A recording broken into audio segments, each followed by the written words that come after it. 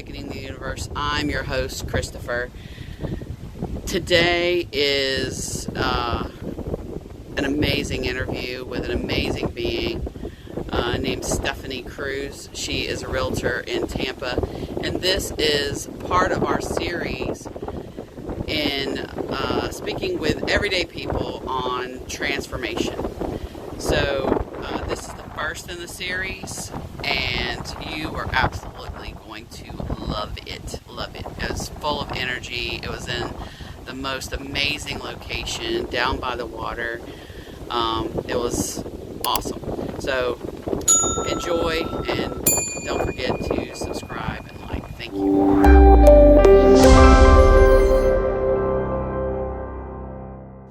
Welcome to Awakening the Universe. We are here today talking with the amazing Stephanie. And we're going to talk 180 transformations. Where we came from and where we are now. And really, that's all there is now, right? That's right. Right on. Exactly. That's all we got. That's all we got is now. Eckhart Tolle says that's the power of now, right? Everything that ever was and ever will be is right here, right now, in this moment, right? So I'm going to start off by asking you to tell us a little bit about yourself.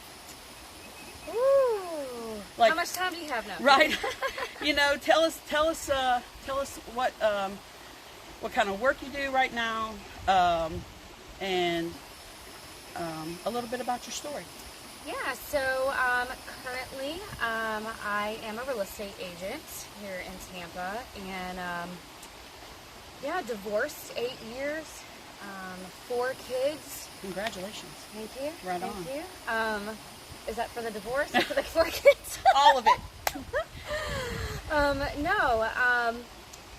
Married super young when I was 22 and had my first baby at 24, and no regrets. Absolutely love the life that I've lived, because without that perfect timing of unfolding, I wouldn't be here where I am now. Yes. So, the journey has been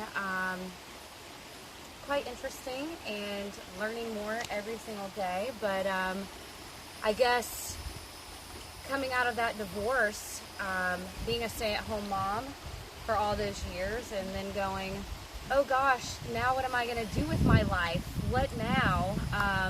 That's when it all happens, isn't it? Yeah, absolutely. I think I just was in this place of I just did what everybody wanted me to do, how I thought they wanted me to do it, and I was kind of a little zombie, honestly, up until that moment when I said I can't do this anymore, and I stopped the life that I had always known.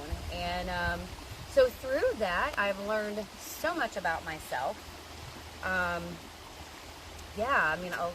A lot of growth has occurred in 8 years. Right. And do you think that prior to those life-changing events, because that is life-altering, isn't it? Mm-hmm. Do you think that you could see now that you were headed in this direction where you are today? I think for me, it really did not hit me that I was unhappy in the life that I was living. And I had everything. I didn't work. I had 4 amazing children. We went on vacation. I got a new car every 2 years. I mean, on the outside, it looked like I had the life that everybody wanted. Mm-hmm. But it did not dawn on me until we moved from Jacksonville to Tampa. And that was about 11 years ago. I say it shook the hornet's nest, so to speak. And when I made that move and was like, oh, I can reinvent myself. I'm no longer living in the same town I grew up in. I know no one here. And that was the moment, honestly, that I was like, no more limitations. No more limitations. And I didn't know what that looked like and where that was headed by any means. I just knew I wanted to leave that past life behind. Mm-hmm. I wanted friendships that were, oh my gosh, that were not surface. I wanted people I could be real and raw and authentic with. And it started with me. Of course, where it all begins. Yes. And of course, as I'm having those shifts in that moment, I will never forget my husband at the time and I, we were brushing our teeth in our new house, my dream home that I had dreamt of forever, here in Tampa. And I remember finishing brushing my teeth and looking at him and going, if we are going to do this for another 30 years, some shit has got to change up in this house, like everything. Yeah. And I don't think he had any idea. I was like Charlie Brown's mom going, bah, bah, bah, bah, bah, bah. He wasn't listening. Like he didn't know the internal shifts that I was having. And of course I didn't either, so I didn't even know how to express that into words. I didn't have the tools. I just knew stuff was going on and stuff was needing to change. Right. So yeah, I think I got to a place where I wasn't being heard anymore in my marriage. And yeah, I needed to be heard. Right. And I didn't even know what I wanted to say at this point. So when I said I want to get divorced, and I mean, everybody was like, wait a minute, what? Like, I didn't discuss this with anybody. Nobody had any idea that this was what I was doing. And again, the most significant change I find happens that way. Yes. You don't discuss it with nobody because it's nobody else's business but your own. No. And I mean, my ex-husband, amazing person, great father, wonderful person. Right. And I'm very thankful that he and I have been able to really co-parent together so wonderfully. And I hear other people's stories, and even though he was super angry with me in the moment, we'll always be family. Agreed. At the end of the day. Right. You have a connection. Yes, for sure. And it's family. And actually, I should probably say that to him because I haven't ever said that to him. Good idea. Yes. Look at that. Probably should have that conversation and just say thank you. Yeah. For being a wonderful co-parent in this last 8 years that I know has probably been more challenging for him, than me per se. So, yeah. That's awesome. Yeah. Wow. So tell me about some of the things that you've experienced in these last 8 years that has helped you transform. Is there people, books? Absolutely. So I think I went on a little wild hiatus. I say little. It lasted quite a few years after my divorce. But I don't regret any of that either. I believe that I needed to have some of that experience to get to where I am, for sure. But I had a job that I really became unfulfilled in. And I felt very forced out of this job. However, as unhappy as I was, it was comforting because it was there. It was close to home. I knew my role. And if they hadn't have pushed me out, I probably would still be sitting there miserable today. Yeah. So you created a push out for yourself. I did. Yes. And during that place, which was about 4 years ago, maybe 3.5, 4, somewhere in that 3.5, 4 years ago range, was really when I was like, again, I got this opportunity to rediscover myself. Okay, so this job didn't work.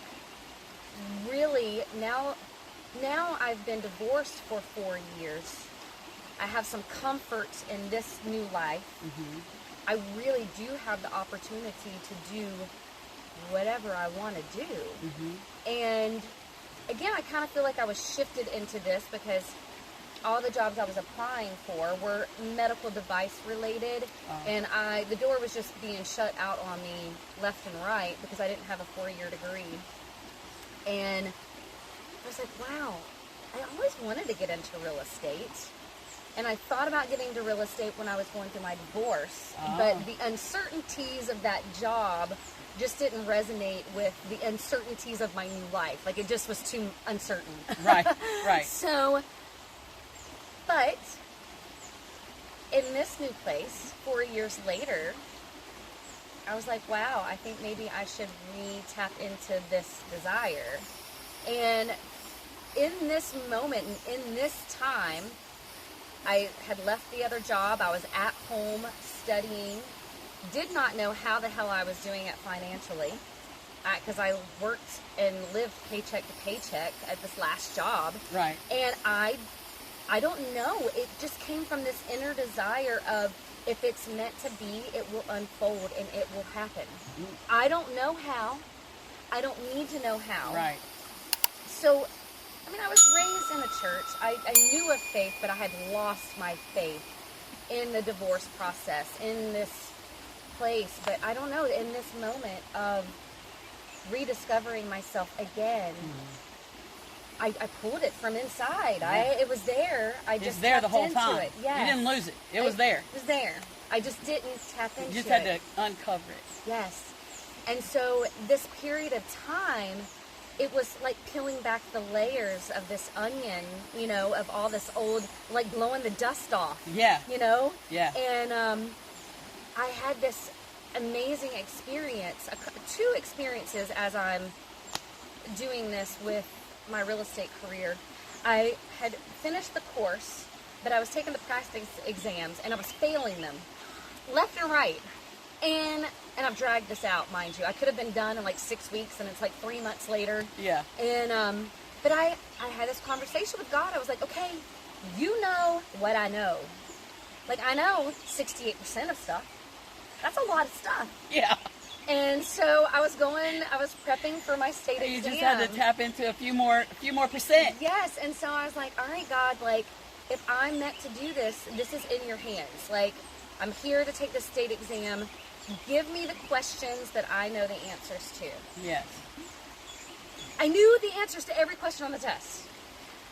I'm not even lying. I was like, oh, I know that. Like without a doubt. I was like, oh, I know that. Oh, I know that. And I was like, and so I passed. Yeah.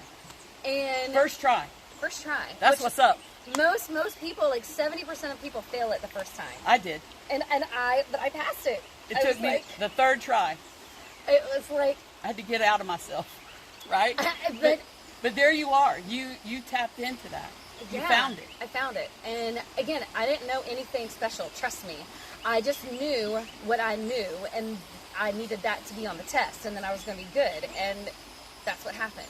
Yeah. So that was like a huge epiphany for me, and really started my having faith in myself and in God, and just kind of reconnecting on that level. Mm-hmm. And then I stumbled across a video about law of attraction, and that was like, holy cow. And then somebody introduced me to Abraham Hicks during this time. Yes. And after I got my state exam, I was listening to some Abraham Hicks, and then I was like, okay, now what do? I've got this little thing here. Now I got to figure out where to go. What to do with it. And the lady that sold me my house when we moved here, I stayed in touch with her via Facebook. And I reached out to her and I was like, I need to meet with you. So we sit down and have lunch. And she goes, I know this is going to sound really weird. She's been in the industry for like, I don't know, a long time. She's like, but my advice to you, she starts talking about law of attraction. No. Yes. She's like, I know this is going to sound crazy. And I'm like, it doesn't sound crazy. Like, this was not a coincidence that I'm sitting here with you. And my eyes were just, it was all these little dots were starting to connect in my life. And she said, you need to read this book. You're a badass. And I just started giggling. I love that book. Jen? Well, I was laughing because I was, at this time in my life, I was not a reader. And my girlfriend had given me that book. No. 3 months prior, and it had been sitting on my nightstand. The universe is amazing. And so I'm just laughing, and I'm like, I have that book. It's on my nightstand. And she's like, pick it up and read it. And read it. And like ever since then, I'm a book junkie. My kids are like, Mom, you have books all over. I mean, they're everywhere. I'm passing books out. I'm giving books as gifts. I do the same thing. Oh my God. I'm like, they're so life-changing. And so in all of this, in this new place of tapping into me and my career, and it just was this unfolding. I didn't intentionally set out to be in the now where I am. Right. But I look back and yes, it just so organically was just unfolding. It was your time. You were ready. You were ready. I was ready to be ready. Yeah. And that's what people spend their whole lives getting ready to get ready. Yeah. But you were ready. I was ready. Give it to me. Yeah, Give it right? to me. I want it all. That's fucking amazing. So yeah, that was huge for me. Yeah. Huge. Wow. So You're a Badass yes. is one of my favorite books just because I feel like it was the foundation for the new me, the new evolving, ever-growing, changing, evolving me. Yes. And, and then Gabby Bernstein. Yep. Love her yeah. so much. I've actually only read 2 of her books. I'm on her 3rd one. Her newest one, Happy Days. But yeah, I follow her on Instagram, and of course, Abraham Hicks is, she is like my right arm. She is the extension of me. And somebody asked me recently, do I have a voice of God? Do I have I given God a voice? And I had never thought of it like that. And they looked at me and they were like, it's probably Abraham Hicks, isn't it? And I was like, yeah, it really could be. I don't know. I feel like there's multiple voices of God to me. I don't know that it's just one, but Abraham is definitely probably one of them. And I believe that in our experience that that everything that comes to us is the voice of God. I mean, this amazing place that you chose for our interview today is God speaking to us. For the birds? Yeah, exactly. And so I think that the voice of God is whatever is all things and everything. You know? Yeah, absolutely. And it's so wild.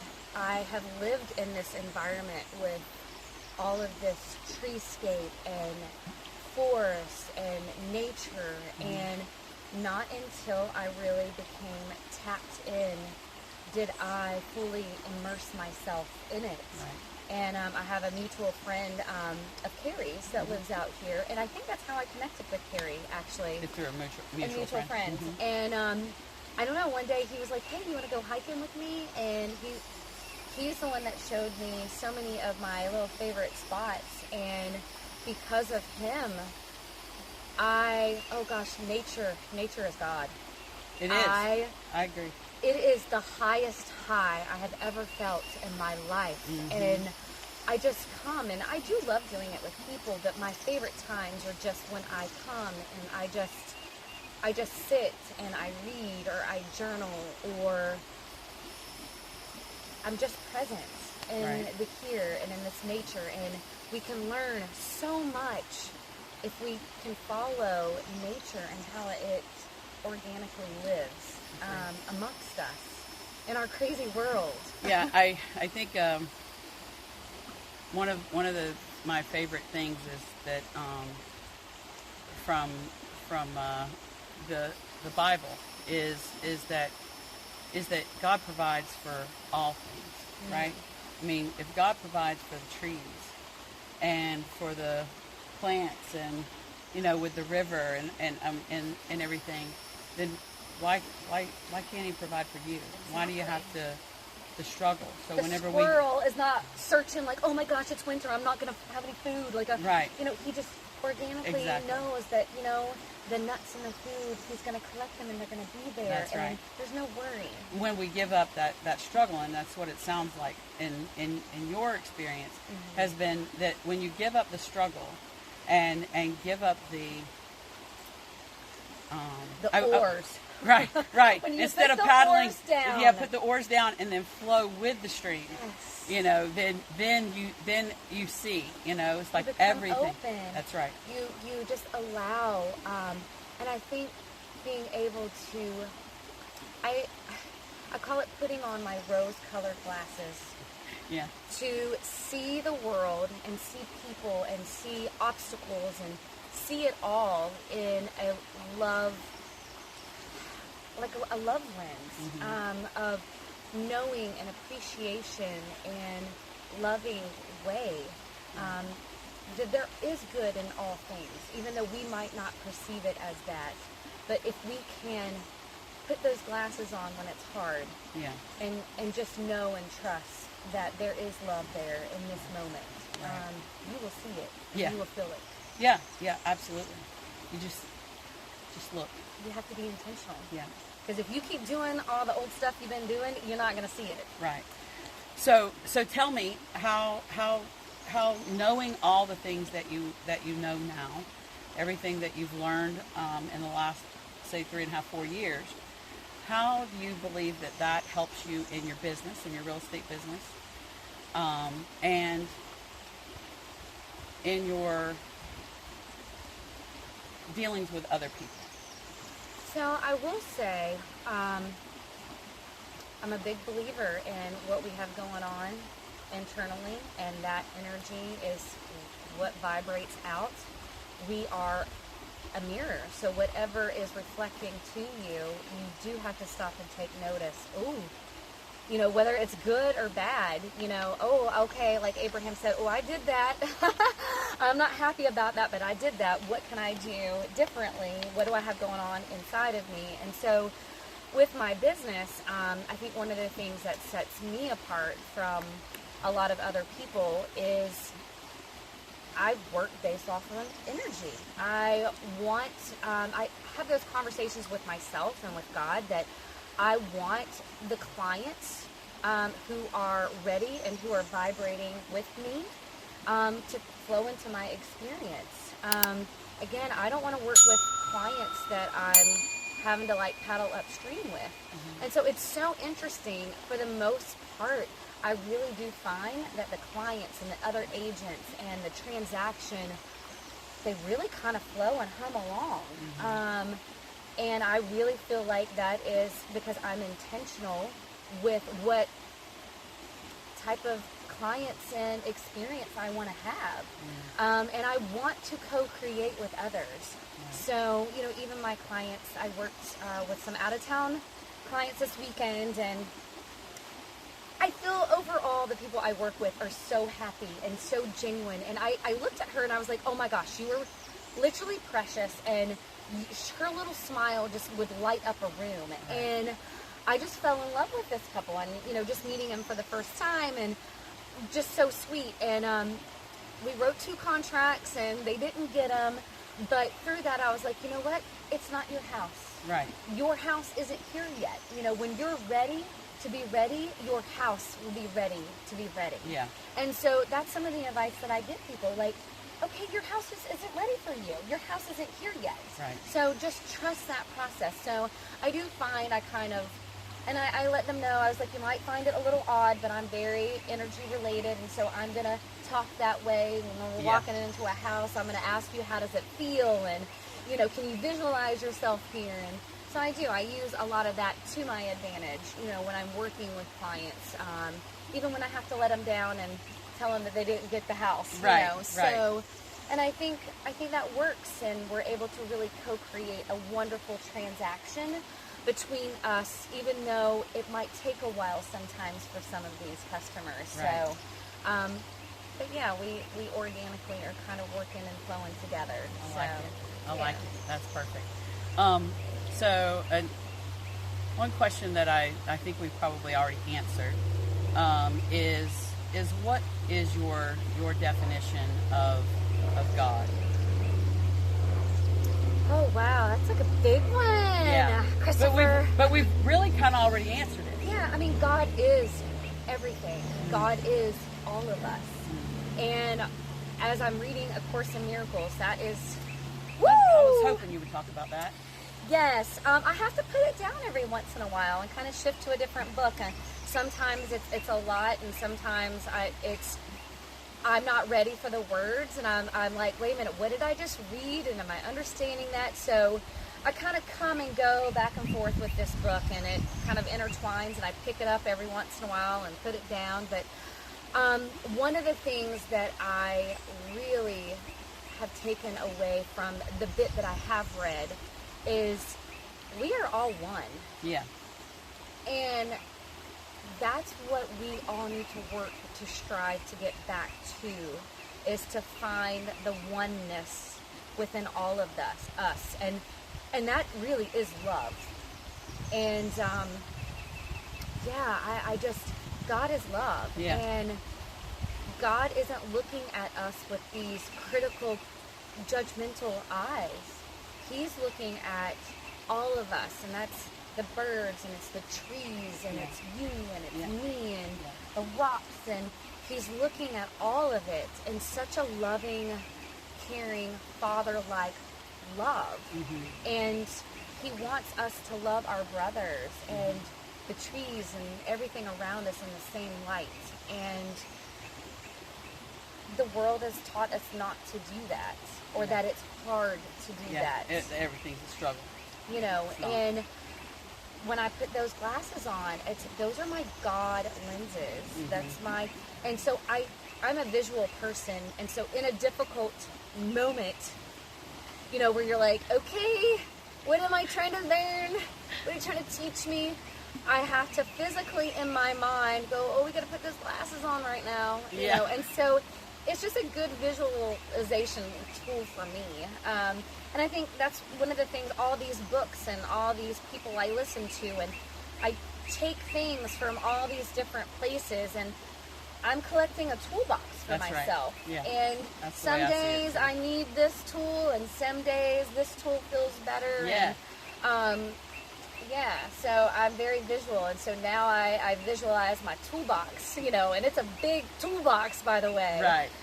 And it's growing, and it's changing, and it's expanding. Over time, you're gonna have hundreds, hundreds of tools. I'm gonna need this person to carry this toolbox, and that person to carry that toolbox. It's the most amazing thing is the accumulation of really knowledge, and that expands us, which I believe is our purpose in life. Absolutely. Do you have a daily practice? Something that you do every day that sets your intention for the day, or midday, end of day, any kind of practice that you do routinely? Yeah, you know, and I think that kind of shifts and evolves too. And I think that's so important, to give ourselves grace and freedom to change when we need to.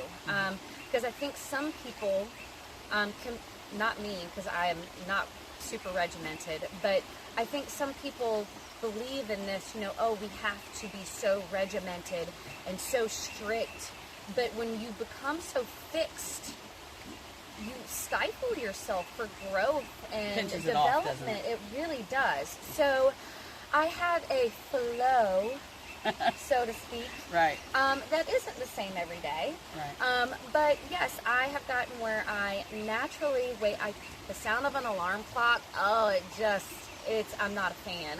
So I have created, thankfully through real estate, I am very blessed in that regard, that I have the freedom to not have an alarm clock.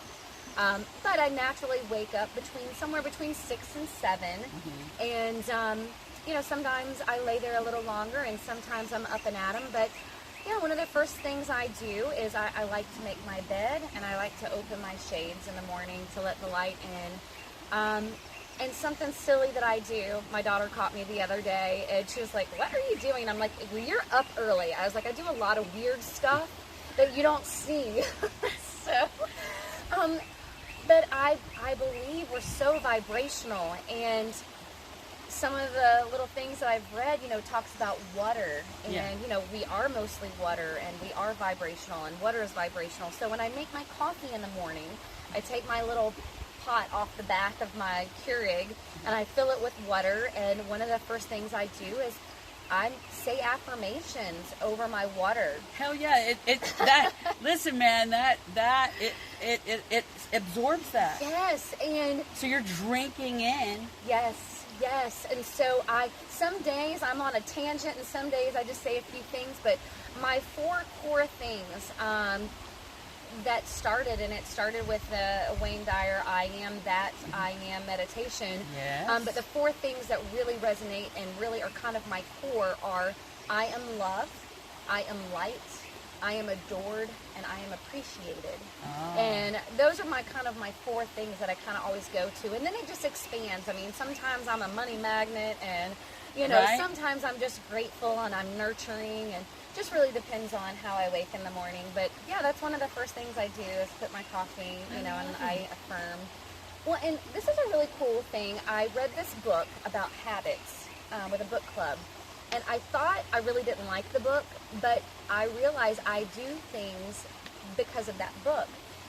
We naturally all have a morning routine, whether you think you do think or you not. do or don't, you do. You do the same things. Creatures of habit. Yes, every morning. Yeah. And so this book talked about if you want to add a new routine, sandwich it in between something you're doing already. Like you're making your coffee every morning. Yeah. It doesn't have to be the same time, but you're making your coffee every morning. Mm-hmm. So I found a way to incorporate my Your affirmations with my coffee making. Yes. Oh, so, yeah. And I am totally stealing that. Yeah, it's so great, right? That is awesome. I mean, like I write words on my water, Oh, okay. And so that it absorbs that, and I like leave it Love overnight. It. Yes. So, I love that. But that I love that.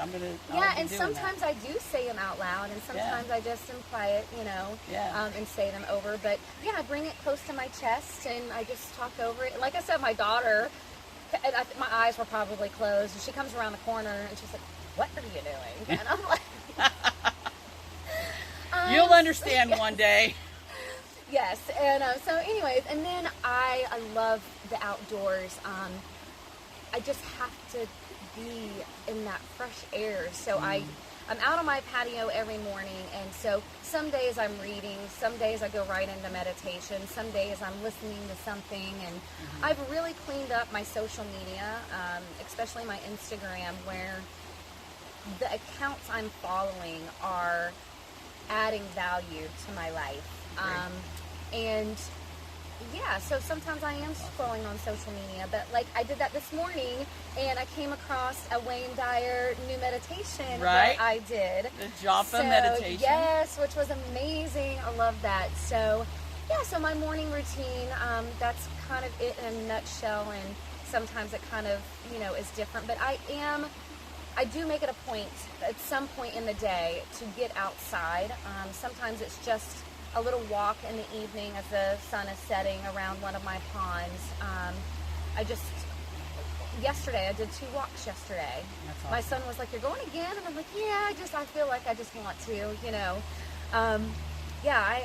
I love I feel like it personally I think that walking outside with just my bare feet, I feel like it pulls out a lot of the energies that we can acquire. 100%. I usually, if I'm coming out here, I do wear my tennis shoes, but I do take them off often and kind of rub my feet in the ground. And even on the little walks that I do out of my back door, I've gotten where I wear flip-flops now, so that I can take my shoes off fairly quick. Yeah. And even though sometimes it's a little, with prickly, with the leaves and the sticks and the stuff, I do find that so important to connect with nature and with earth, and the energy that we can absorb. It's so much positive energy, and our world is so negative.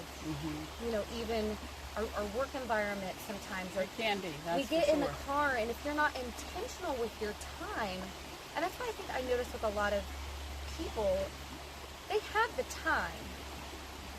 They're just not choosing to use the time that they have intentionally. Right. And what do you think that is? What do you think about that? Because it's unfamiliar, and it's not easy. Because you've been trained to paddle uphill, Yes, up the stream. It's not easy to say. I mean, people talk about change. I was just having a conversation with my girlfriend this morning about this. It's so easy to say the words, I'm going to do this. Right. But the physical part of actually doing it is what holds people up. Right. It's not that they don't have a will to change. Right. And changing the words, right? Because I'm going to means it puts it out in the future. Right? Yes, so I can say this better.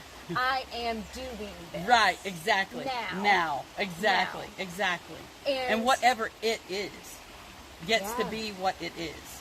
It's so interesting too, and then I think people are really fixated on, I know I've struggled with this still even today.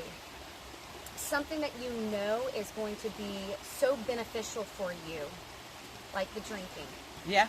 The not drinking. I just had this conversation with you a week ago. I have been tiptoeing around this. I know my body will feel better. I know my clarity will be better. I know it will be better for me and my life and where the place I want to go. Yeah. I know the non-alcoholic lifestyle will be better for me. But wow, is it going to change my life? Yeah. And that can be a little scary. Even though you know it's going to be wonderful, it's going to create scenarios that might be a little uncomfortable in the beginning. And I think a lot of people have fear of the change and what that looks like, and is that ultimately going to be good. So fear is what stops people. Right. And I believe that fear is an illusion. Something we created. It's something that we created, a story in our heads and in our experiences that create the fear. 100%. I mean, it's all an illusion. I mean, A Course in Miracles, it's the whole book is to get out of the ego. The ego is there to separate us. It wants to create fear because it wants you to lean on it instead of leaning into God and faith and trust. That's right. And so that self-doubt, that is you on two ends of the stick. There is the ego, and then there is your guidance, your inner being speaking to you. And it's the self-doubt that, oh, this feels really good, but oh no, can I do it? No, oh, but I want to learn. Right. The ego. What is I heard this by an Episcopal minister, and it says the ego means edge God out. Ooh. Right. Wow. I'm using that. And something that I came up with is that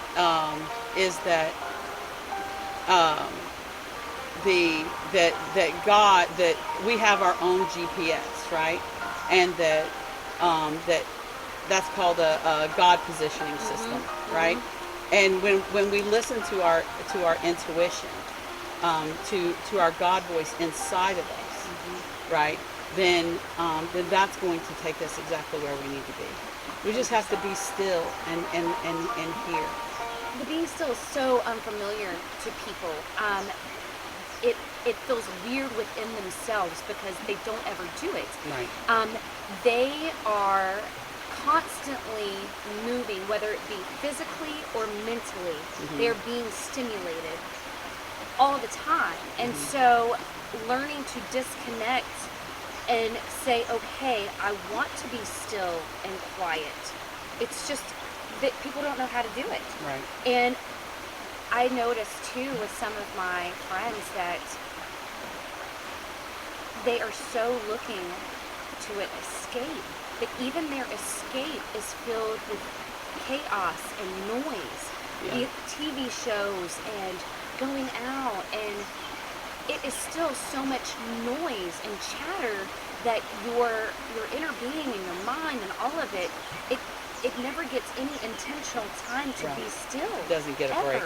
No. We feel it. We just feel it. Because why? When we're still, we actually have to be with ourselves. We are running. We are running. We are running. Constantly. Running. Yes. Thich Nhat Hanh says that to stop that feeling, he does a meditation. And it says that I am home. Ooh, the walk. Yeah. It's the walk. Walking meditation. I have arrived. Yes, I have arrived. I am home. I am home. That's Absolutely. right. And something else I took away from this, the art of living that you shared with me. Yes, it's beautiful. It like stuck out so greatly that I was like, I had to keep going back and re-listening to it, and it's really been one of the things that I have incorporated into my affirmations, actually. And he talks about learning peace. Peace through the suffering. Yes. If you can find in the moments of suffering, whether that's emotional or physical pain or whatever that suffering looks like, if you can find a way to feel peace in this moment, wow, then you can actually help others find peace in their suffering. Exactly. And then he goes on to say, and you don't have to do anything. No. You just be peace. Exactly. Because it all happens within you. Yes, and so he says, be like the tree. I know, right? Be like the tree. The tree does nothing, but be's the tree. Yeah, exactly. The tree it is supportive. It is positive. Right. It is providing. It is peace. It is everything. And you will feel every bit of that just by being around the tree. Absolutely. And so my new affirmation is, be the tree. Be the tree. I am the tree. Right. There's a verse in the Bible that I believe that has been misunderstood, and I recently reread it with a new view, and it was about having the faith, right? Having the faith, and it says of a mustard seed, right? And most people translate that to the size of a mustard seed, because what is a mustard seed? It's just this little dot, right? It's like a freaking dot, you know? But what it really means is just be the mustard seed. Because it will grow. Because that evolve exactly. Because that mustard seed does not give a damn about anything else. Right? It doesn't care. It knows that it's going to go into the ground. Yes. It's going to get watered, and it's going to grow up to be this big giant ass thing. Yes. You know? Yes. So yes. Just be the tree. Be the mustard seed. And the lotus be the river. And the lotus can only grow in the mud. That's right. That's right. Like we have to experience both. Yeah. Like you have to you have to feel the suffering to know what true joy and happiness is. There is no left without right. It's like it's all it all comes together. Yes. It's all part of the puzzle. Yes. You know, part of the big picture. It's all one. Yeah, it is. And so if you can find the peace and the contrast and the suffering, you have learned detachment. That's right. It's true. And it really is. No attachment to outcome, or to anything, really. And it is key. Yeah, absolutely. So we're going to end. And I do want to ask you if there's one message or a message that you could share with everyone. What would that be? Wow. I mean, be the love and be the light that you want to see in others. Because it does. It all starts like with you. Yeah. It all starts with you. Yeah. What you see, how you perceive, that love, like it all starts in you. Yeah. And that's where that connection to God is through love. And I think when you can feel that internally and love yourself and love others, it's the key. It's the connection. That is fucking amazing. I thank you so much. Yes, no, thank you. Well, that was our interview with Stephanie. Oh my goodness, was that so good. I really hope that it brought something to you, that you received something from it, and that you love it just as much as I loved doing it. We are going to be bringing more amazing beings in this series on Let's Talk Transformation, and I look forward to bringing you more in the coming weeks. We'll be releasing at least one interview a week. So don't forget to like, subscribe, and check out our website, awakeningtheuniverse.com. Thank you.